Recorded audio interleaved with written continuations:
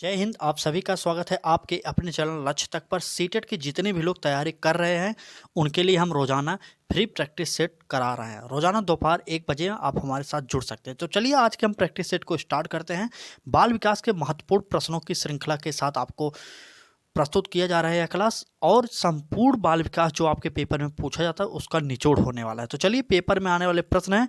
CDP में मैंने पहले 30 में 30 नंबर पाया अपने, मैंने कुछ क्लासेज में दिखा दी अपनी मार्कशीट। आज की इस क्लास में फिर मैंने अपनी मार्कशीट की जो फोटो कॉपी थी, आप स्क्रीनशॉट जिसे बोलते हैं, उसको मैंने यहाँ पर लगा दिया है। आप देख सकते हैं यहाँ पर मैंने सीडीपी 30 में 30 नंबर, सीडीपी 30 में 26 नंबर, मतलब फर्स्ट पेपर 30 में 26 और सेकंड पेपर 30 में 30 नंबर पाया था। आप भी पा सकते हैं, इसलिए तैयारी करा रहे हैं। जो पिछले लोग तैयारी कर चुके हैं पिछले सालों में, वो लोग पा चुके हैं, कई लोग। आप भी पा सकते हैं। आप एक बार हमारे साथ जुड़िए और हमारी क्लासेस को देखिए। चलिए आज के हम इस क्लास में कुछ फैक्ट वाले प्रश्न भी लाए हैं और कुछ जो पेडागोजिकल प्रश्न होंगे उनको भी मैंने शामिल किया। तो पहले फैक्ट वाले प्रश्न को 2-3 प्रश्न पढ़ लेंगे, उसके बाद हम पेडागोजिकल प्रश्नों को पढ़ने वाले हैं। तो बने रहिएगा, पूरी क्लास को हाथ जोड़ के निवेदन करेंगे। देखना आप लोग, एक क्लास आप देखेंगे तो आपको खुद यकीन हो जाएगा आप हमारे चैनल पर तैयारी किस प्रकार की कर सकते हैं। तो चलिए पहला प्रश्न स्टार्ट करते हैं आज का। पहला प्रश्न है हमारा, गर्भ में बालक को विकसित होने में कितने दिन का समय लगता है?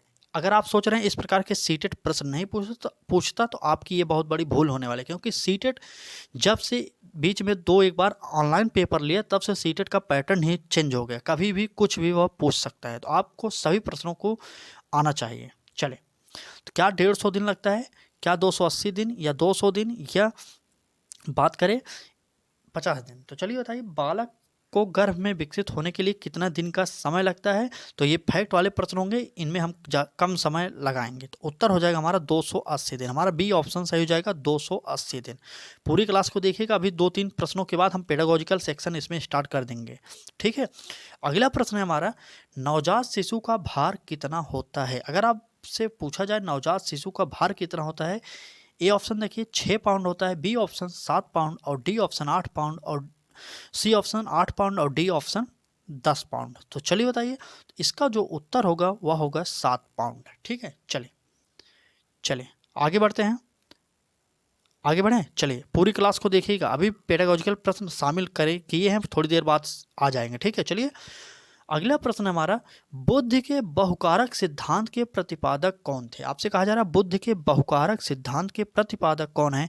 A option McDougall, B option Terman, C option Thorndike, और डी ऑप्शन इनमें से कोई नहीं।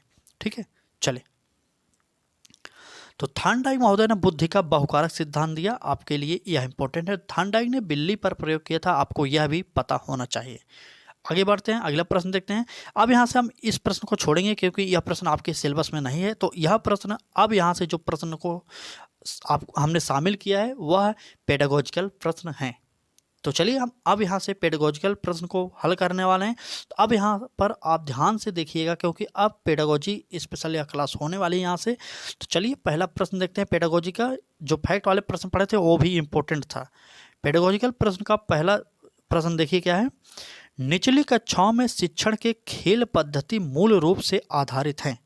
किस पर आधारित है? ए ऑप्शन शारीरिक शिक्षा कार्यक्रम के सिद्धांतों पर, बी ऑप्शन शिक्षण पद्धतियों के सिद्धांतों पर, और सी ऑप्शन विकास एवं वृद्धि के मनोवैज्ञानिक सिद्धांतों पर, और डी ऑप्शन शिक्षण के समाजशास्त्रीय सिद्धांतों पर।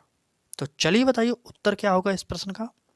अब यहाँ से आपका टेस्ट होने वाला है, तो बताइएगा, यह पेपर में आया हुआ प्रश्न है।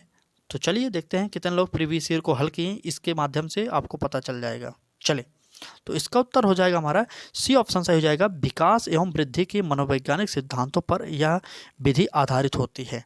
इस क्लास की एक खास बात यह है कि इस पे प्रीवियस ईयर को शामिल किया गया कुछ प्रश्नों को, प्लस नए प्रश्नों को शामिल किया गया। जो पुराने प्रश्न बार बार हर प्रैक्टिस सेट में आपको कई यूट्यूब चैनल वाले कराए थे उसको भी शामिल किया गया है, और फैक्ट वाले प्रश्न भी शामिल किए गए। मतलब सबका कंबाइंड क्लास आपके समक्ष प्रस्तुत किया गया है। आपका दायित्व बनता है कि आप पूरी क्लास को देखिएगा, उसके बाद आपको हमारे साथ जुड़ना हो तो जुड़िए, लेकिन पूरी क्लास को जरूर देखिएगा। ठीक है, चलिए आगे बढ़ते हैं, अगला प्रश्न देखते हैं। हमारा प्रश्न होगा, सामान्य परिपक्वन से पहले प्रशिक्षित करना प्रायः क्या होता है? ए ऑप्शन देखते हैं, सामान्य कौशलों के निष्पादन के संदर्भ में बहुत लाभकारी होता है, बी ऑप्शन कुल मिलाकर हानिकारक होता है, और सी ऑप्शन दीर्घकालिक दृष्टि से लाभकारी होता है, और डी ऑप्शन लाभकारी हो या हानिकारक यह इस बात पर निर्भर करता है कि प्रशिक्षण में किस प्रकार की विधि का प्रयोग किया गया है। चलिए, ऑप्शन बड़े हों तो आप डरिएगा मत, थोड़ा आराम से पढ़िएगा प्रश्नों को, क्योंकि अभी आपके पास समय है, आप प्रैक्टिस सेट कर रहे हैं, हमारे द्वारा कराए गए प्रश्नों को हल कर रहे हैं आप, तो आप समय ले सकते हैं। लेकिन अभी आप प्रैक्टिस सेट अधिक से अधिक किए रहेंगे तो आपको पेपर में इसका लाभ जरूर मिलने वाला है। तो चलिए, हमारा इस प्रश्न का डी ऑप्शन जो सही हो जाएगा, समान परिपक्वों से पहले प्रशिक्षित करना प्रायः लाभकारी हो या हानिकारक इस बात पर निर्भर करता है कि प्रशिक्षण में किस प्रकार की विधि का प्रयोग किया गया है। ठीक है, चलें आगे बढ़ते हैं। रोजाना दोपहर 1 बजे आप हमारे साथ जुड़ सकते हैं। परीक्षा की तिथि चाहे जो हो, चाहे 1 दिसंबर हो, चाहे 15 दिसंबर हो या जनवरी में हो जाए, लेकिन आपको तो पेपर देना है ना। 2024 आप फॉर्म भर रहे हैं इस समय, चाहे 25 में हो पेपर या 24 में हो, उससे कोई मतलब नहीं, आपको पढ़ना है। मैंने पहले ही बताया था कि आप दिसंबर ही मान के चलिएगा, फिर डेट बढ़ जाए फिर भी दिसंबर ही मान के चलिएगा। इस क्लास में जितने भी लोग जुड़े हैं उनसे हाथ जोड़ के निवेदन करेंगे, पूरी क्लास को देखिए और अपने एग्ज़ाम डेट दिसंबर नोट कर लीजिए। चाहे एग्ज़ाम डेट बढ़े या घटे, कुछ उससे मतलब नहीं होने वाला है। ठीक है, चलिए, क्योंकि अगर आप एक टारगेट बनाकर तैयारी करेंगे कि हमें इसके अंदर तैयारी कर लेनी है, तभी आप तैयारी कर सकते हैं, नहीं तो आपको बाद में काफ़ी दिक्कत होने वाली है। ठीक है, चलिए आगे बढ़ते हैं, अगला प्रश्न देखते हैं। अगला प्रश्न होगा, बच्चों की सीखने की प्रक्रिया में माता पिता को भूमिका निभानी चाहिए। किस प्रकार की भूमिका निभानी चाहिए, आपसे यहाँ पर यह प्रश्न पूछा गया है। चलिए, ए ऑप्शन है हमारा नकारात्मक है, ए ऑप्शन, बी ऑप्शन है अग्रमुखी, और सी ऑप्शन है सहानुभूतिपूर्ण, और डी ऑप्शन है तटस्थ। चलिए उत्तर बताइए आप लोग। यहाँ पर अगर बात करें बच्चों की सीखने की प्रक्रिया में माता पिता कौन सा स्थान होना चाहिए, तो उत्तर हो जाएगा हमारा अग्रोन्मुखी होना चाहिए। बी ऑप्शन अग्रोन्मुखी होना चाहिए। चलिए आगे बढ़ते हैं, अगला प्रश्न देखते हैं। यह प्रश्न आया हुआ प्रश्न है, सीटेट में बार बार सीटेट पूछता है इस प्रश्न को। आप भी अच्छे से याद कर लीजिए इस प्रश्न को, क्योंकि हो सकता है आपसे फिर रिपीट कर दिया जाए। तो देखते हैं हमारा प्रश्न क्या है। प्रश्न है, वह कौन सा स्थान है जहां बच्चे की संज्ञानात्मक विकास को सबसे बेहतर तरीके से परिभाषित किया जा सकता है। ए ऑप्शन खेल का मैदान, बी ऑप्शन विद्यालय एवं कक्षा, सी ऑप्शन पर्यावरण, और डी ऑप्शन सभागार। तो चलिए उत्तर बताइए आप लोग। चलिए उत्तर बताइए, वह कौन सा स्थान है जहां बच्चे के संज्ञानात्मक विकास को सबसे बेहतर तरीके से परिभाषित किया जा सकता है। तो इसका उत्तर हो जाएगा विद्यालय एवं कक्षा का पर्यावरण। ठीक है, तो सीटेट के द्वारा जो माना गया था आंसर वह हो जाएगा विद्यालय एवं कक्षा का वातावरण जो होगा वह माना गया था, लेकिन हमारे अकॉर्डिंग तो ए ऑप्शन हो जाए, क्योंकि अगर बात करें खेल का मैदान में ही बच्चे सभी प्रकार के कौशलों को सीखते हैं और वहाँ पर उनका संज्ञानात्मक विकास होता है। इस प्रकार से हम कह सकते हैं कि खेल का मैदान, हमारा ए ऑप्शन सही होगा। इस प्रश्न के अकॉर्डिंग ए ऑप्शन सही हो जाएगा। चलिए, ए ऑप्शन इस प्रश्न का सही हो जाएगा। आगे बढ़ते हैं, अगला प्रश्न देखते हैं।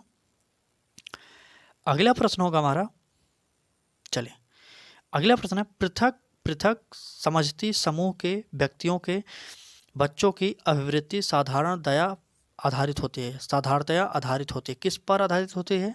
चलिए, समजाति। ठीक है, यहाँ पर समजाति कर लीजिए, समजाति। ठीक, समजाति।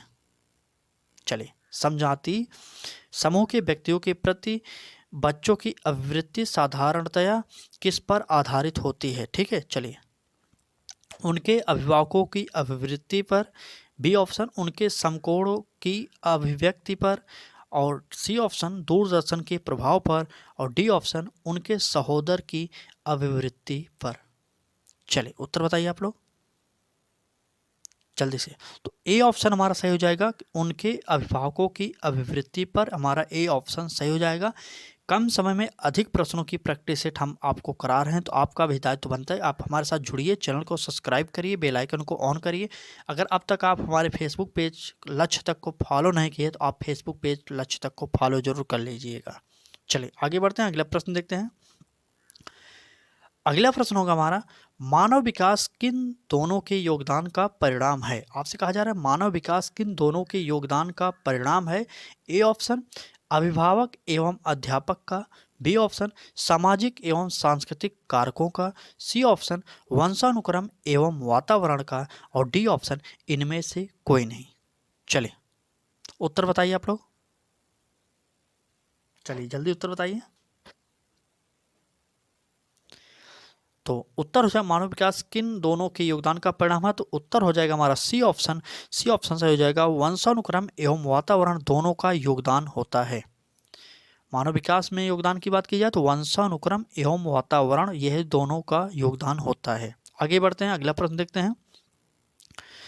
अगला प्रश्न है हमारा, प्राथमिक विद्यालयों के बालकों के लिए निम्न में से किसे बेहतर माना जाता है। आपसे कहा जा रहा है प्राथमिक विद्यालयों के बालकों के लिए निम्न में से किसे बेहतर माना जाता है। चलिए, ए ऑप्शन वीडियो अनुरूपण, बी ऑप्शन प्रदर्शन, सी ऑप्शन स्वयं के द्वारा किया गया अनुभव, और डी ऑप्शन उपरोक्त सभी। चलिए उत्तर बताइए। तो स्वयं के द्वारा किया गया अनुभव ही जो होता है सबसे बेस्ट आंसर माना जाता है कि सीटेट के द्वारा, तो हमारा सी ऑप्शन सही हो जाएगा। स्वयं के द्वारा किया गया अनुभव, सी ऑप्शन सही हो जाएगा। स्वयं के द्वारा किया गया अनुभव, सी ऑप्शन। आगे बढ़ते हैं, अब कम प्रश्न रह गए हैं, आप पूरी क्लास को जरूर देखिएगा। इससे पहले आप हमारे साथ नहीं जुड़े तो एक बार जुड़िए, क्योंकि आपको पहली बार में सीटेट पास कराने की गारंटी हमारी होगी, क्योंकि पहले खुद पास हूँ तब आपको करा रहा हूँ। चलिए आगे बढ़ते हैं, अगला प्रश्न देखते हैं। विद्यार्थियों के अच्छे मानसिक स्वास्थ्य को बनाए रखने के लिए निम्न में से कौन सा तरीका अधिक महत्वपूर्ण है। आपसे कहा जा रहा है विद्यार्थियों के अच्छे मानसिक स्वास्थ्य को बनाए रखने के लिए निम्न में से कौन सा तरीका अधिक महत्वपूर्ण है। ए ऑप्शन सहशैक्षिक क्रियाओं का प्रावधान, बी ऑप्शन अभिव्यक्ति की स्वतंत्रता, सी ऑप्शन रुचियों की भिन्नता, और डी ऑप्शन होगा हमारा अध्यापक की भूमिका एवं विद्यालय वातावरण। चले उत्तर बताइए।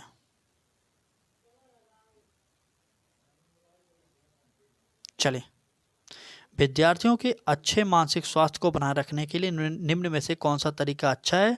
सबसे बेस्ट आंसर जो होगा वह हो जाएगा हमारा डी ऑप्शन सही हो जाएगा कि अध्यापक की भूमिका एवं विद्यालय वातावरण। डी ऑप्शन सही हो जाएगा। आपको क्लास कैसी लग रही है कमेंट करके जरूर बताते रहिए। अगर आपको अच्छी लग रही है तो आप हमारे साथ जरूर जुड़ जाइए, क्योंकि आपको रोजाना दोपहर 1 बजे में प्रैक्टिस सेट हो गया, महामैराथन हो गया, मॉडल पेपर हो गया, वन लाइनर हो गया, सभी प्रोवाइड किया जा रहा है, क्योंकि सीटेट इस बार आपको पास करना है। अभी फार्म आप नहीं डालें तो फार्म जल्दी से डाल लीजिए, अगर भर दिए हैं तब तैयारी करने में देर मत करिए, क्योंकि अगर आप देर करेंगे तो आपके पास समय बहुत कम बचा है, आपका समय कब बीतेगा आपको भी नहीं पता चलेगा। तो इसलिए तैयारी करते रहिए। अंतिम समय में हम आपको एक ब्रह्मास्त्र नाम से सीरीज स्टार्ट करेंगे दिसंबर में, जो आपके लिए पेपर का संपूर्ण निचोड़ होने वाला है।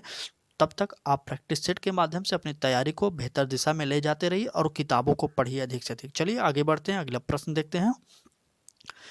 निम्न में से कौन सा बच्चों की सामाजिक मनोवैज्ञानिक आवश्यकताओं के साथ संबंध नहीं है।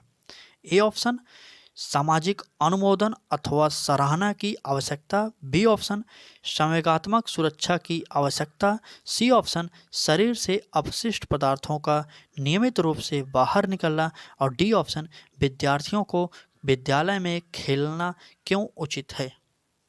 चलें, निम्न में से कौन सा बच्चे के सामाजिक मनोवैज्ञानिक आवश्यकताओं के साथ संबंध नहीं है, तो इसका उत्तर जो हो जाएगा वह हो जाएगा हमारा सी ऑप्शन। यह पेपर में आया हुआ प्रश्न 2011 के पेपर में सीटेट में पूछा गया प्रश्न, ठीक है, 2011 में पूछा गया था।